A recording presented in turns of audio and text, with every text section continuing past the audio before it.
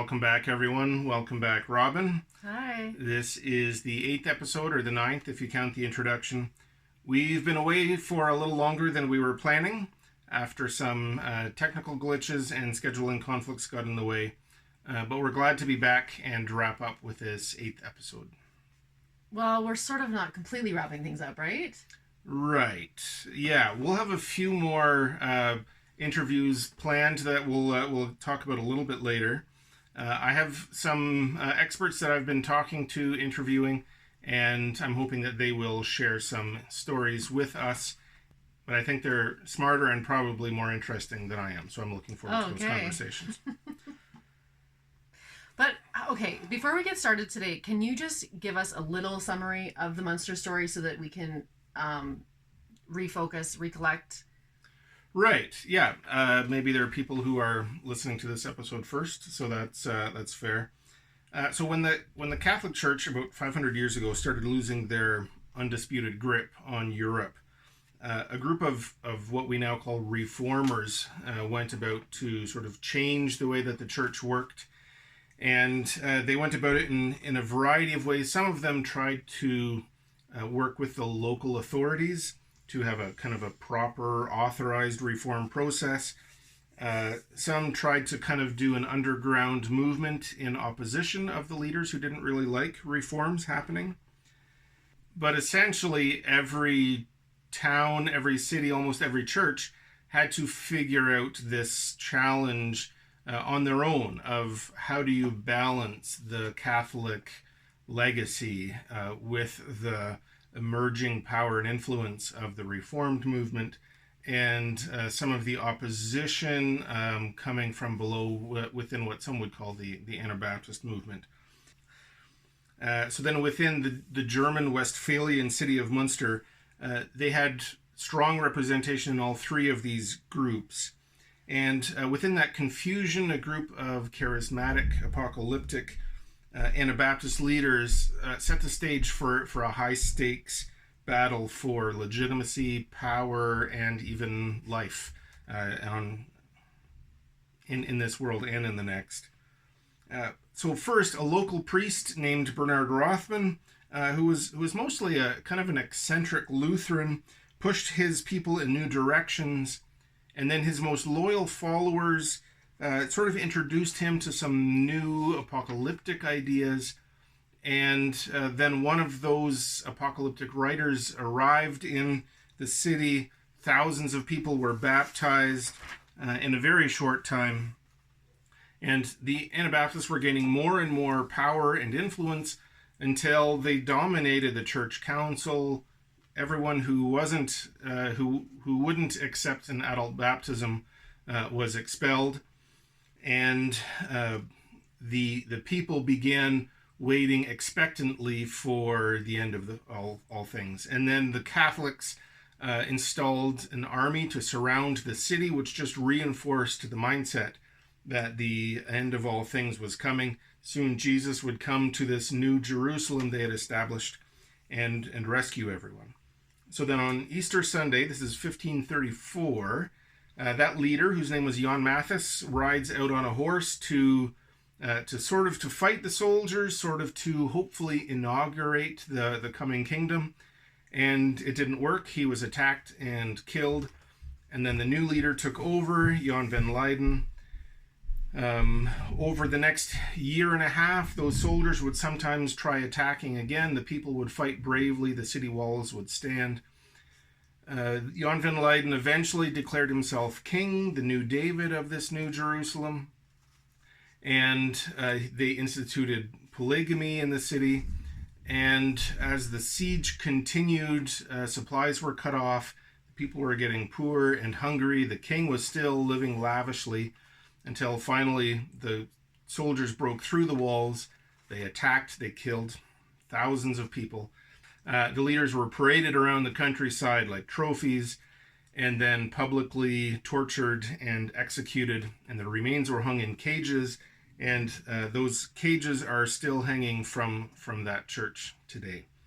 Wow, we have covered a lot of territory in 7 episodes. We have.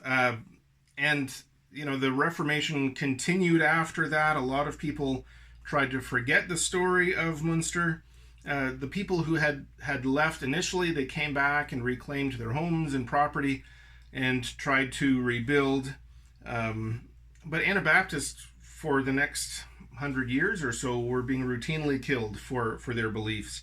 And often the forces that were doing the executions would say that what happened in Munster is justification for those killings later on, that people were afraid of that. Crazy. Then around the same time, Menno Simons, who we've talked about, became the leader of the Anabaptist movement in that area.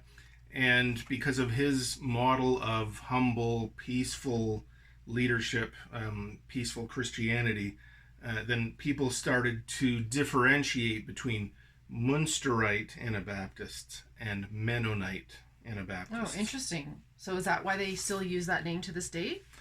Well, yes and no. See, on my trip to Munster, I stopped at some of the Menno Simons heritage sites in the Netherlands, and they've done a nice job of preserving some of those places. But the Dutch church that he once led doesn't have the same name as the rest of us do. I see. So a long time ago, they decided that it would be bordering on sacrilege to name a church after a person. So they wanted to honor his legacy of humility by rejecting the label of Menisten in Dutch or Mennonite in English. And they didn't stick with what the rest of us use more generically, Anabaptist, or in Dutch, Wederdoper, because they didn't want to attach themselves to this Munster story, because not just in their minds, but in most of the Netherlands, to this day, there's still a memory of what that movement did. So instead, they used the label of Doopsgezinden, which means baptism-minded. I see. So do they call themselves Baptists? No, they can't. That's not it. Well, if we were to sort of make it common and popular, then it might be Baptist, but there's sort of already a group with that name here. Yeah. So they'll have to just hold on to their different name for now. But there is a worldwide gathering called Mennonite World Conference of Mennonite and Anabaptist churches. Lots of Mennonite agencies for the last while have been considering name changes to maybe be less culturally specific or more inclusive. That makes sense. Yeah, so Mennonite World Conference was thinking, well, should we do that? What are some names we could use? And somebody said, well, we could be the Anabaptist World Conference. Yeah, I kind of like that. Yeah, and the representative from the Netherlands had said, no way, we can't be the Anabaptist World Conference, because that will be a connection to this embarrassing for them Munster story. Wow, that's amazing that that name can have that much power after so long. Right, yeah, and many aspects of the story probably forgotten, and maybe in the imagination as much as anything. It's just this story that people want to disconnect from. Makes sense, yeah. Another thing I wanted to talk about was an art installation that I found when I got to Munster.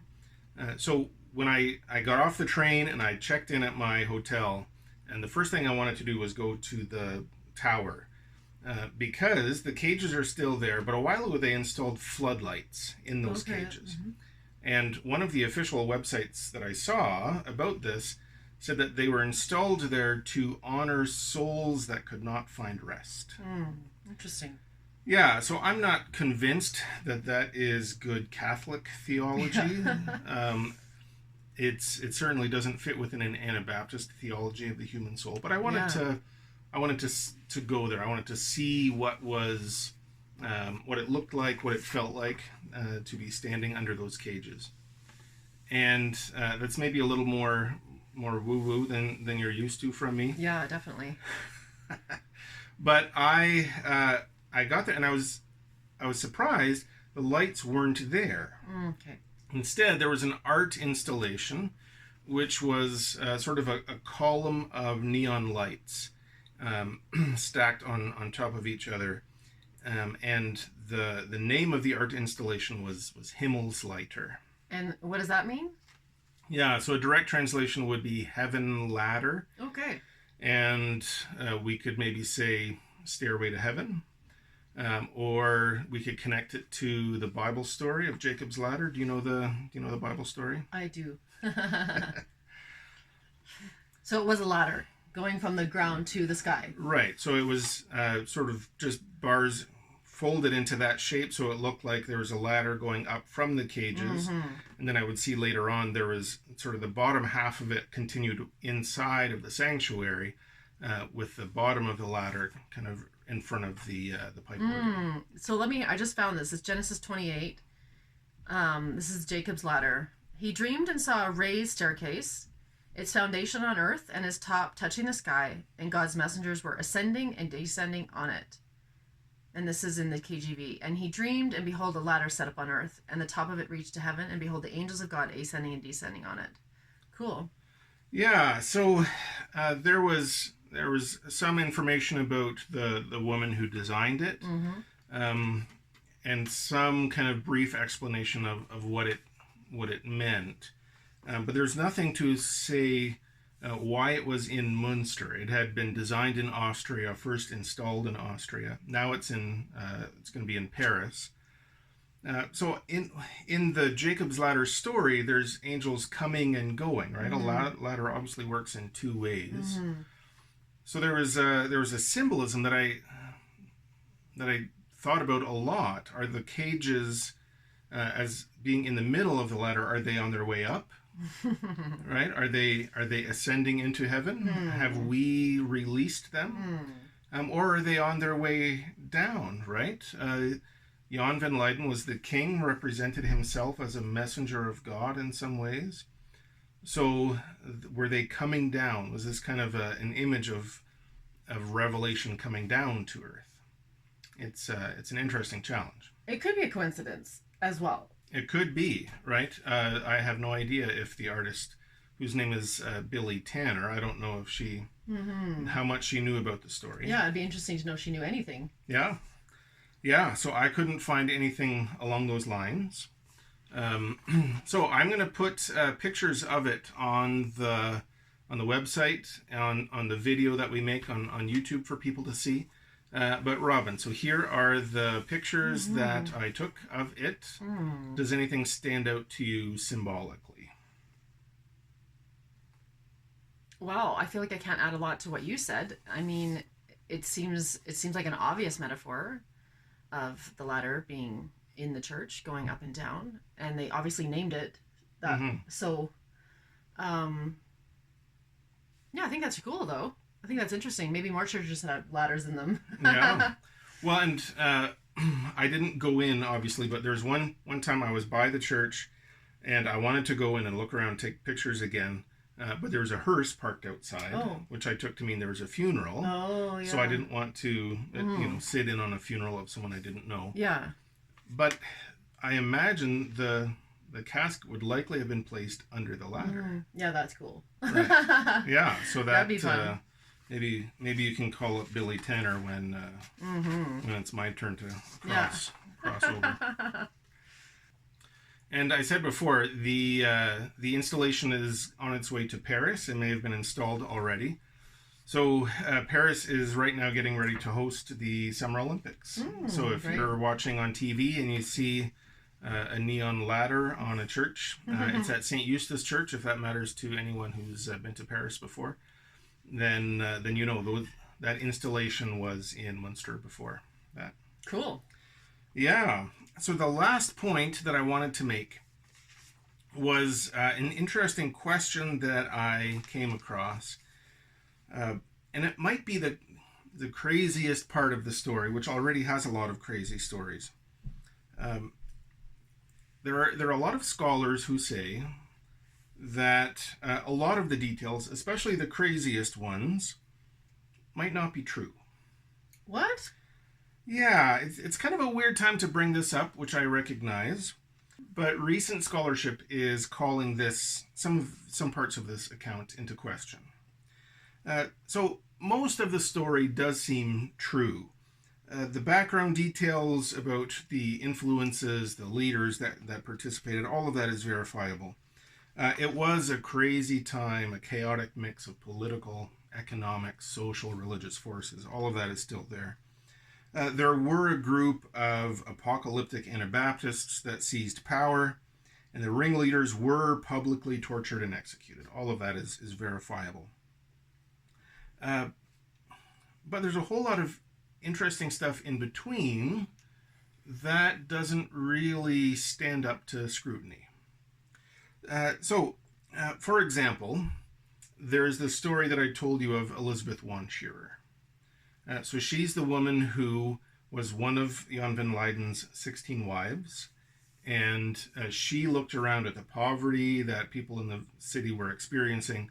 So she went to her husband in public and laid in front of him some of the fancy jewelry she had gotten from him, some of the fancy clothing, and said she couldn't live like this anymore. She didn't feel right about it, and she wanted to be released.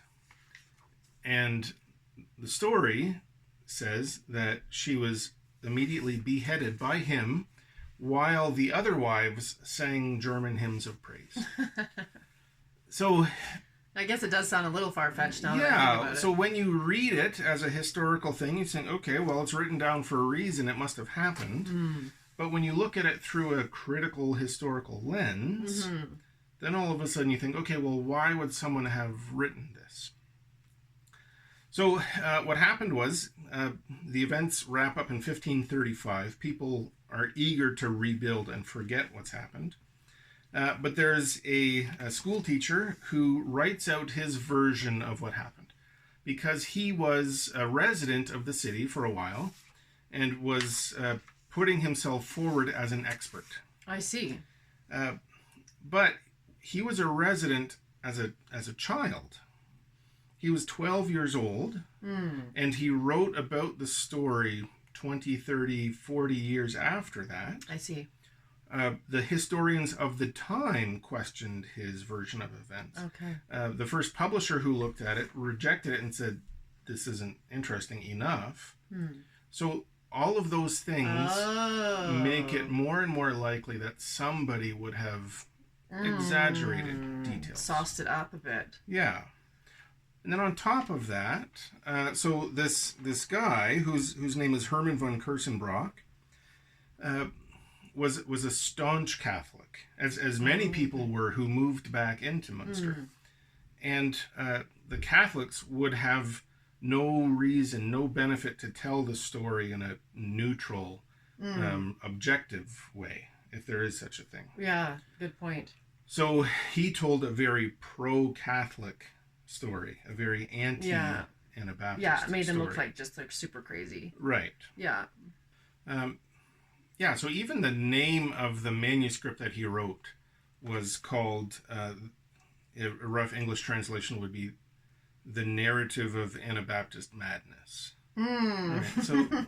So maybe in those days, school teachers weren't compelled to make an objective presentation of history.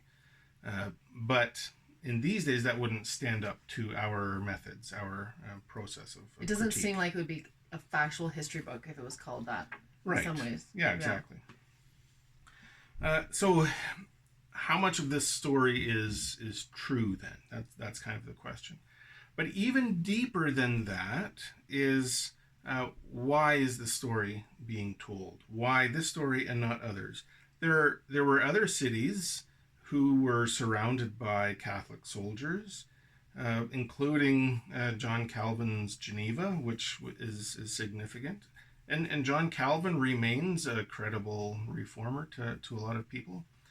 You know, somehow the story is told in such a way that makes the Anabaptists look crazy, and they needed to be stopped because who could imagine what would happen going forward?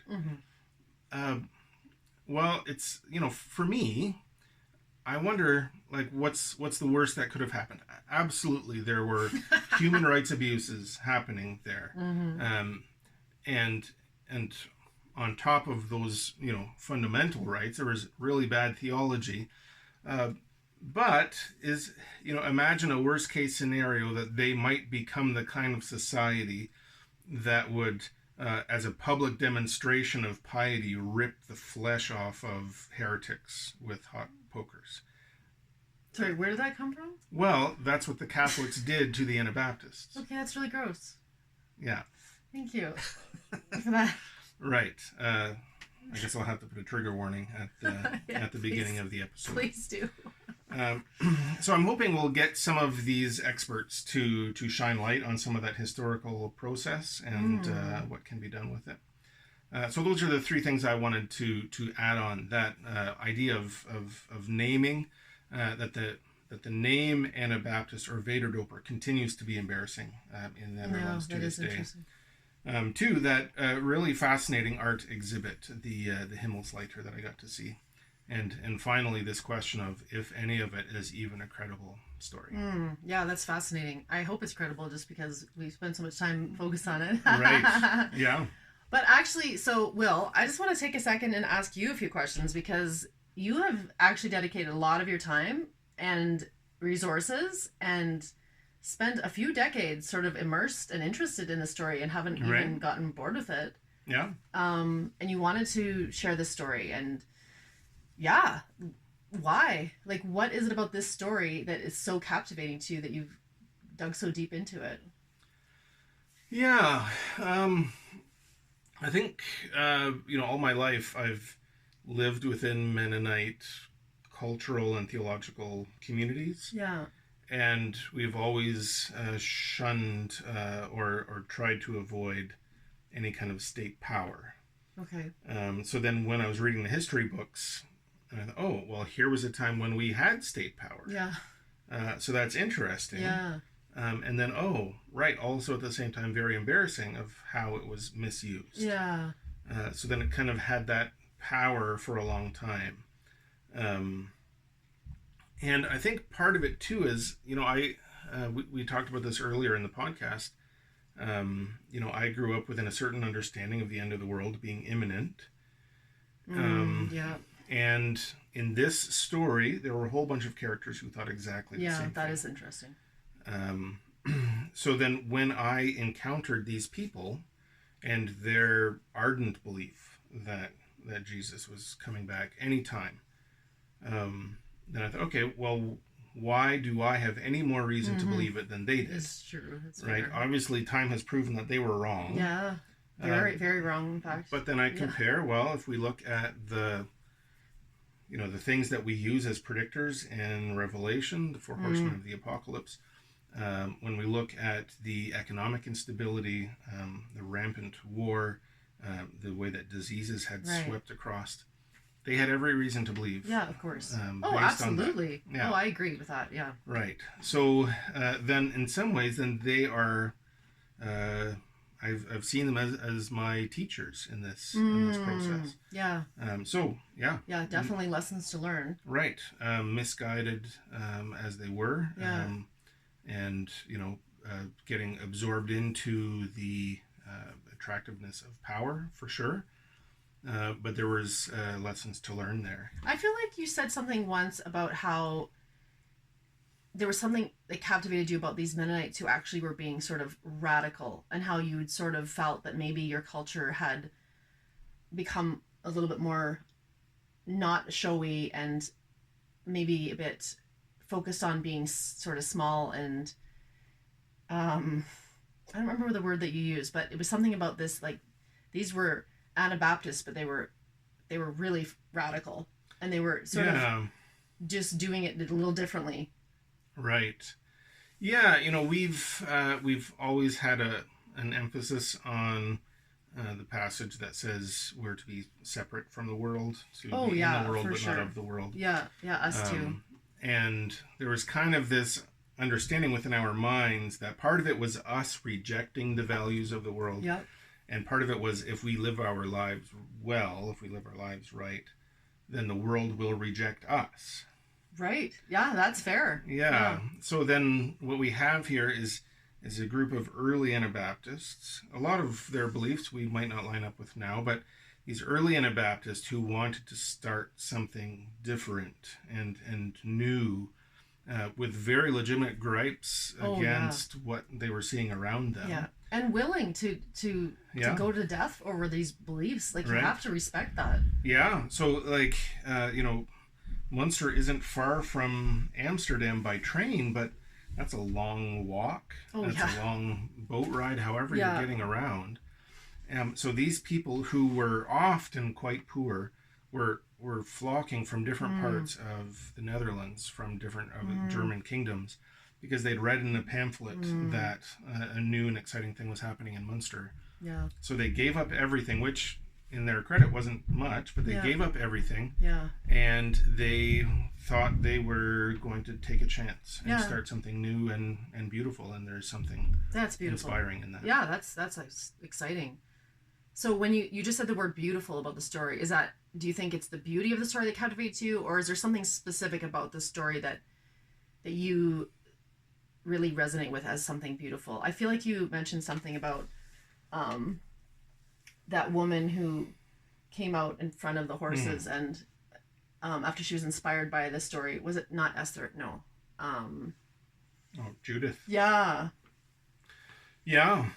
So I think there's a beauty in the human heart, right? A willingness to take a chance.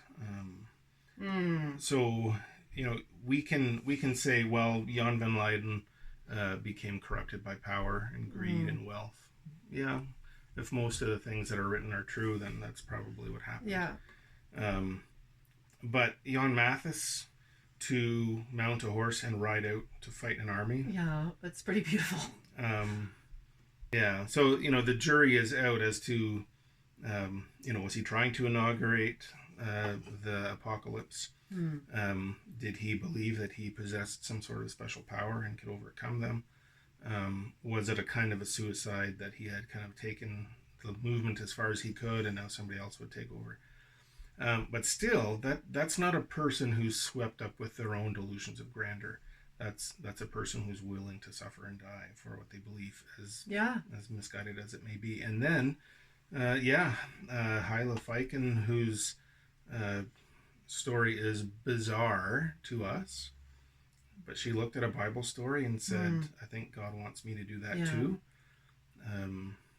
Well, and we're not much different. Like, we have been moved by faith, and we have read Bible stories and seen ourselves in them, and we have felt convicted to make stands and make choices and say words and do things based on the same spirit or faith or idea or hope. So I guess in some ways I can see, maybe you see yourself in them even. Yeah, well, and part of it too is, right, like, the ugly parts are that corruption and abuse of power. But, these were poor people who gave up everything to go there. Yeah. Hoping that they could live in some kind of place of equality. Yeah. It's pretty hard to despise that. And it just makes you then despise the leaders who took advantage of that even more because of the purity and the goodness of the intentions of the people who joined in. Yeah, the idealism. Right. Like, that's a lot of idealism. Mm-hmm. Yeah, well, thanks for sharing that story I've never heard, and I'm sure a lot of us have never heard. Right, yeah. It definitely had a profound impact on history. Yeah. And even us personally. Right. Yeah, well, thanks for journeying with me. Mm-hmm. And so for you, the listener, thanks also for following along. And stay tuned for some of those interviews that we talked about. Sounds good.